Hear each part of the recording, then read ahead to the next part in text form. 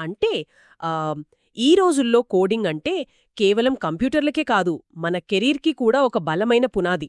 కానీ ఆహ్, IT background లేని వారు ఏఐ, డేటా సైన్స్ లాంటి పేర్లు చూసి కొంచెం కంగారు పడుతుంటారు. వాళ్ళ కోసమే ఈరోజు మనం ఈ అల్టిమేట్ బిగినర్ రోడ్ మ్యాప్ డాక్యుమెంట్‌పై లోతైన విశ్లేషణ చేస్తున్నాం. అవును, ఖచ్చితంగా. నాన్ ఐటీ నేపథ్యం ఉన్నవాళ్లు కూడా ఈ టెక్నాలజీలను ఎలా నేర్చుకోవచ్చు అనేది డీకోడ్ చేయడం మన మిషన్. రైట్. ఒక రకంగా చెప్పాలంటే ఇదంతా ఒక ఇల్లు కట్టడం లాంటిది. హ్మ్, ముందుగా ఒక బలమైన పునాది వేస్తాం, ఆ తర్వాత గోడలు కట్టి ఒక ఆకారం తీసుకొస్తాం, చివరగా ఇంటికి జీవం పోయడానికి ఇంటీరియర్ డిజైన్తో అలంకరిస్తాం కదా. మ్హూ. ఇక్కడ కూడా సేమ్ అంతే. ఎగ్జాక్ట్లీ. ఈ రోడ్ మ్యాప్ ప్రకారం ఆ బలమైన పునావి బేసిక్గా పైథాన్, ఆ ఇంటికి ఆకారాన్నిచ్చే గోడలు డేటా సైన్స్ అయితే, దానికి ఒక ప్రాణం పోసే ఆధునిక ఇంటీరియర్ డిజైన్ జెనరేటివ్ ఏఐ అన్నమాట. భలే చెప్పారు. సో ముందుగా ఆ పునాది దగ్గరికే వద్దాం. ఈ పైథాన్ నేర్చుకోవడం చాలా ఈజీ అంటారు గదా, అంటే ఎందుకని? ఎందుకంటే పైథాన్ సింటాక్స్ అంటే కోడ్ రాసే విధానం అచ్చం మనం మాట్లాడే ఇంగ్లీష్ లాగే ఉంటుంది. మిగతా ప్రోగ్రామింగ్ లాంగ్వేజెస్ లాగా మరీ కాంప్లెక్స్గా ఉండదు. ఓ, అందుకేనా నెట్ఫ్లిక్స్, గూగుల్ లాంటి పెద్ద పెద్ద సంస్థలు దీన్ని ఎక్కువగా వాడుతున్నాయి? కరెక్ట్. ఇప్పుడు నెట్ఫ్లిక్స్లో మనకు నచ్చే సినిమాలను రికమెండ్ చేసేది డేటా సైన్స్. అయితే ఆ డేటాను ప్రాసెస్ చేసే బ్రెయిన్ ఈ పైథాన్ అన్నమాట. పాత డేటాను విశ్లేషించి బిజినెస్ డెసిషన్స్ ఎలా తీసుకోవాలో డేటా సైన్స్ నేర్పుతుంది. హ్మ్. డేటా సైన్స్ పాత డేటాని విశ్లేషిస్తే మరి ఈ జనరేటివ్ ఏఐ సంగతేంటి? చాట్ జీపీటీ, మిడ్జర్నీ లాంటివి ఏకంగా కొత్త కంటెంట్ని సృష్టిస్తున్నాయి కదా. ఈ రెండిటికీ మధ్య డిఫరెన్స్ ఎలా చూడాలి మనం? అది చాలా వ్యాలిడ్ పాయింట్. డేటా సైన్స్ అనేది ఉన్నదాన్ని అర్థం చేసుకుంటే, జనరేటివ్ ఏఐ అప్పటికప్పుడు కొత్త టెక్స్ట్, ఇమేజెస్ లేదా కోడ్ని క్షణాల్లో క్రియేట్ చేస్తుంది. ఇది కంటెంట్ క్రియేషన్లో పెద్ద విప్లవమే. వావ్! ఇక్కడే నాకు చిన్న డౌట్. ఇదంతా వినడానికి బాగానే ఉంది కానీ ఏఐ, డేటా సైన్స్ నేర్చుకోవాలంటే అడ్వాన్స్డ్ మ్యాథ్స్ జీనియస్ అయ్యుండాలా? ఇక్కడే చాలామంది భయపడిపోతారు.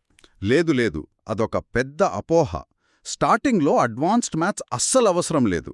బేసిక్ స్టాటిస్టిక్స్, కొంచెం లాజికల్ థింకింగ్ ఉంటే చాలు. ఎవ్వరైనా ఈజీగా మొదలు పెట్టొచ్చు. ఓకే, మ్యాథ్స్ అడ్డంకి కాదు అన్నప్పుడు అసలీ ప్రయాణం ఎలా సాగుతుందో విశ్లేషిద్దాం. గుడ్డిగా కోడింగ్లోకి దూకేయలేం కదా. రోడ్ మ్యాప్ ఏం చెప్తోంది? సోర్సెస్ ప్రకారం ఇదొక 10 స్టెప్స్ రోడ్ మ్యాప్. మొత్తం 8 నుంచి 10 నెలల టైం పడుతుంది. ఫస్ట్ 1-2 వారాలు బేసిక్ కంప్యూటర్ ఫండమెంటల్స్తో స్టార్ట్ చేయాలి. ఆ తర్వాతే పైథాన్లోకి వెళ్ళాలి. పైథాన్ తర్వాతేముంటుంది? ఎస్క్యూఎల్, మెషీన్ లెర్నింగ్ అని ఏవేవో టర్మ్స్ ఉన్నాయి కదా. అవును, ఎస్క్యూఎల్ అంటే సింపుల్గా డేటాబేస్తో మాట్లాడే భాష.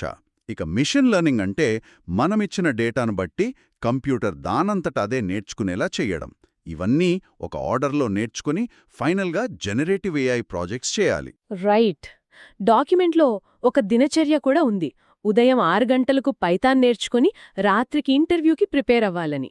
కానీ నా క్వెశ్చన్ ఏంటంటే, కేవలం థియరీ చదివితే సరిపోదా? అస్సలు సరిపోదు. బిగినర్స్ చేసే అతి పెద్ద తప్పు ఇదే. కేవలం థియరీ చదివితే ఈత కొట్టడం రానట్టే కోడింగ్ కూడా ప్రాక్టీస్ లేకుండా రాదు. ఏఐ చాట్బాట్ క్రియేట్ చేయడం లేదా ఫ్రాడ్ డిటెక్షన్ లాంటి రియల్ టైం ప్రాజెక్ట్స్ చేయాలి. ఎగ్జాక్ట్లీ. ప్రాక్టికల్గా చేసినప్పుడే కదా కోడ్ ఎక్కడ ఆగిపోతోందో అర్థమయ్యేది. మరి ఈ ప్రాక్టికల్ ప్రాజెక్ట్స్ చేయాలంటే సరైన మార్గదర్శకత్వం ఖచ్చితంగా అవసరం. ఈ కోడింగ్ అడవిలో దారి తప్పకుండా గమ్యం చేర్చే నమ్మకమైన గైడ్ ఉండాలి. కరెక్ట్గా చెప్పారు. మన సోర్సెస్ విశ్లేషిస్తే ఇక్కడే నరేష్ ఐటీ లాంటి సంస్థల పాత్ర చాలా కీలకమని అర్థమవుతోంది. సాఫ్ట్వేర్ ట్రైనింగ్ కోసం ఇది బెస్ట్ ఆప్షన్ అని వాళ్ళు మెన్షన్ చేశారు. అవును, కేవలం థీరీకే పరిమితం కాకుండా ఎక్స్పర్ట్ ట్రైనర్స్తో రియల్ టైం ఇండస్ట్రీ ప్రాజెక్ట్స్ చేయిస్తారని రోడ్ మ్యాప్ చెబుతోంది. 24 గంటల సపోర్ట్ కూడా ఉందట. అవునండి, అలా ఇండస్ట్రీ ఓరియంటెడ్గా నేర్చుకుంటేనే ఆత్మవిశ్వాసం వస్తుంది. రైట్. ఇంత కష్టపడి నేర్చుకున్నాక అసలు స్టార్టింగ్ ప్యాకేజీలు ఎలా ఉంటాయి? అంటే శాలరీ అంచనాలు ఏమైనా ఉన్నాయా?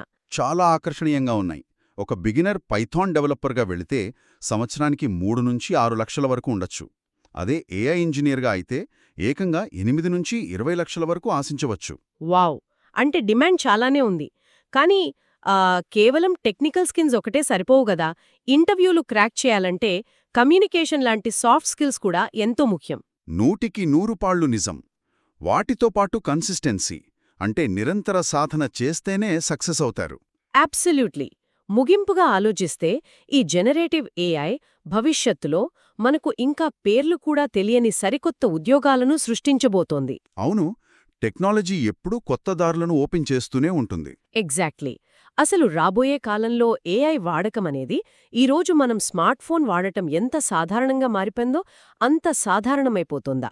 ఈ ఆలోచనతో ఎవరికి వారు భవిష్యత్తును ఊహించుకోవాల్సిందే.